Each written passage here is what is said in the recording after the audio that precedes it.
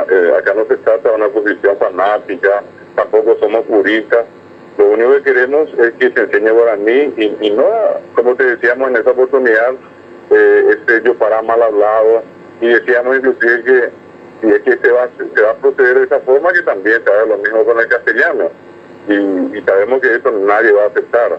Entonces la pregunta que queda es, ¿por qué solamente con el guaraní tenemos que proceder al estilo ahí, hacer cualquier cosa?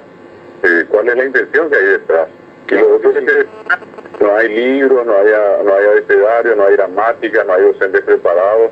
El proyecto no contempla ningún tipo de presupuesto, del presupuesto general de gastos, para la capacitación de docentes, para la producción del libro. Es decir, es un proyecto bastante, sui generis en su forma, porque se presentó y se pidió que el guaraní para ellos se incluye, punto, pero nada de lo otro se menciona detrás. A eso también le sumamos, Carlos, que en materia constitucional, lo decían varios amigos abogados, que la Constitución Nacional dice que el idioma oficial de Paraguay son el guaraní y el castellano. En la Constitución no dice guaraní paraguayo. Entonces, ya de allí partimos con un problema de porte inconstitucional. Sin ninguna duda. Y queda una pregunta final, aunque nos quedan unos minutos antes de la ronda nacional. ¿Vos qué reforma crees que se debe hacer a cómo se enseña el guaraní en la educación formal, David?